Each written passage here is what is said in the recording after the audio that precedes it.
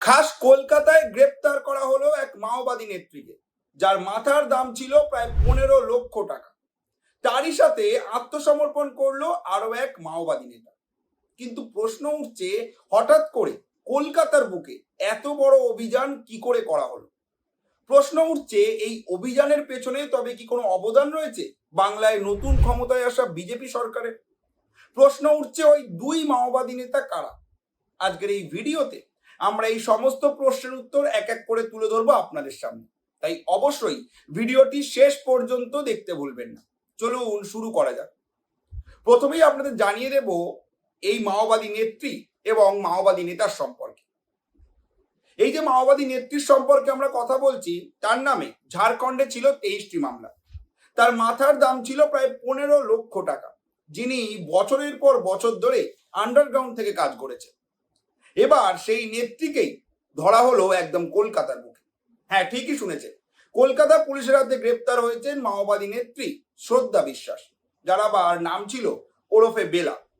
Police জানিয়েছে তিনি নদিয়ার চাকদহের একজন বাসিন্দা, কিন্তু তার কাজের এলাকা শুধুমাত্র বাংলায় ছিল না, ছড়িয়েছিল ঝাড়খণ্ডেও। বাংলা এবং ঝাড়খণ্ডের মধ্যে মাওবাদী নেটওয়ার্কের কোঅর্ডিনেটর হিসাবেই তিনি এতদিন কাজ করেছেন। গোপন সূত্রে খবর পাওয়া যায়, ভাঙড়ের উত্তর কাশীপুর থানা এলাকায় লুকিয়েছিলেন এই শ্রদ্ধা বিশ্বাস ওরফে বেলা। তারপর শুরু হয় অভিযান এবং মঙ্গলবার দিন তাকে গ্রেপ্তার করে কলকাতা পুলিশ। অর্থাৎ 12ই মে এই শ্রদ্ধা বিশ্বাস অর্থাৎ বেলা নামক মাওবাদী নেত্রীকে গ্রেপ্তার করেছে কলকাতার পুলিশ। তবে এখানে প্রশ্ন উঠছে, এতদিন পর কেন বাংলায় এলেন তিনি? বিশেষ করে তিনি কি ভোটের আগে তাহলে বাংলায় এসেছেন? যেহেতু তিনি ঝাড়খণ্ড এবং বাংলায় কাজ করতেন, তাকে বাংলা থেকে এখন কেন উদ্ধার করা হলো? যেহেতু সবে সবে ভোট শেষ হয়েছে, তাই কিন্তু প্রশ্নটা বড় আকারে উঠছে।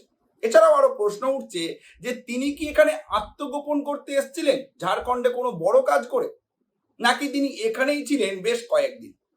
এছাড়াও প্রশ্ন উঠছে, বাংলাতেও কি আবার কোনো সাংগঠনিক নেটওয়ার্ক গড়ার চেষ্টা চলছিল?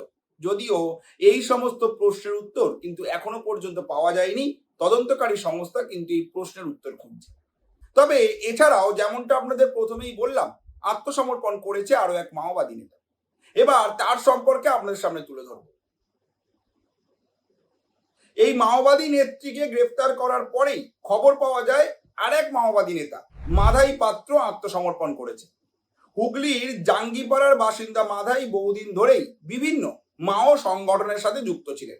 বিহার, ঝাড়খণ্ড, উড়িষ্যা, বাংলা একাধিক রাজ্যে তিনি কাজ করেছেন। কিন্তু এবার তিনি বলছেন, আমি আর এই জীবন চাই না। কিন্তু হঠাৎ করে এমন কথা কেন বললেন তিনি? তার কারণ, তিনি বলতে চাইছেন তার শরীর ভেঙে গিয়েছে। দীর্ঘদিন ধরে তিনি জঙ্গলে জীবন কাটিয়েছেন, পালিয়ে পালিয়ে জীবন কাটিয়েছেন, চাপে থেকেছেন, ভয়ে থেকেছেন। সব মিলিয়ে তিনি আর পারছেন না। পাশাপাশি মাধাই এও জানিয়েছে, তিনি ইনচার্জ মিহির বেসরার সঙ্গে কথা বলেছে এবং তারপরেই আত্মসমর্পণ করার সিদ্ধান্ত নিয়েছে। সবচেয়ে গুরুত্বপূর্ণ বিষয় হলো, তিনি শুধুমাত্র আত্মসমর্পণ করেছেন তা কিন্তু নয়, সে নাকি নিজের যে সহযোদ্ধা তাদেরকেও সমাজের মূল স্রোতে ফেরার আবেদন জানিয়েছে। একবার ভেবে দেখুন, যে মানুষ একসময় বন্দুক হাতে রাষ্ট্রের বিরুদ্ধে লড়াই করতেন, আজ তিনিই বলছেন ফিরে আসুন সমাজে। আর এটাই কিন্তু সময়ের সবচেয়ে বড় পরিবর্তন, যখন তখন এটা পাল্টে যেতে পারে। অর্থাৎ আপনাদের জানালাম কিভাবে এক মাওবাদী নেত্রীকে গ্রেফতার করা হলো খাস কলকাতার বুক থেকে, আর কিভাবে আরো এক মাওবাদী নেতা আত্মসমর্পণ করলো, কেন করলো। তবে এর পাশাপাশি আপনাদের এটাও জানাবো আমাদের দেশের স্বরাষ্ট্রমন্ত্রী অমিত শাহের এই মাওবাদীদের নির্মূল করার মাস্টার প্ল্যান সম্পর্কে। আপনারা প্রত্যেকেই জানেন, দীর্ঘদিন ধরে এই মাওবাদীদের কিন্তু শেষ করার চেষ্টা করছে কেন্দ্রীয় সরকার। 2025 সালের শেষ দিকেও আমরা জানি, কেন্দ্রীয় বাহিনী অপারেশনে ছত্তিশগড়ে মৃত্যু হয়েছিল মাডবি হিডমার। আর তারপরে কিন্তু কলকাতার বুক থেকে এই মাওবাদী নেত্রীকে গ্রেফতার এক বিশাল বড় সফলতা।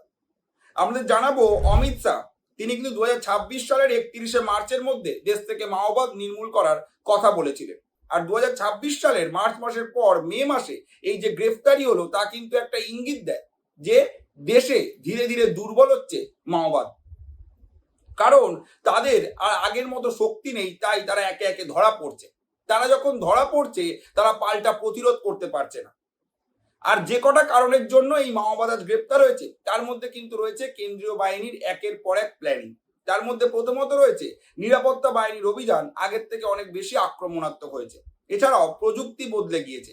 আগে জঙ্গলে লুকিয়ে থাকা সহজ ছিল, এখন ড্রোন, নজরদারি, ডিজিটাল ট্র্যাকিং সবকিছু মিলিয়ে কিন্তু গোপন থাকা কঠিন হয়ে যাচ্ছে। অর্থাৎ আগেকার দিনে যেভাবে জঙ্গলে লুকিয়ে মাওবাদীরা নিজেদের অপারেশন পরিচালনা করতো, সেটা কিন্তু বর্তমান দিনে তারা আর পারছে না। কারণ কেন্দ্রীয় বাহিনী আগের থেকে অনেক উন্নত মানের যেমন প্রযুক্তি ব্যবহার করছে, তেমনই উন্নত মানের হাতিয়ার ব্যবহার করছে এই মাওবাদীর সাথে মোকাবিলা করার জন্য। এছাড়াও আপনাদের জানতে হবে যে এই যে মাওবাদ, এই ধারণা কিন্তু আগের মতো আর এতটা শক্তিশালী নেই।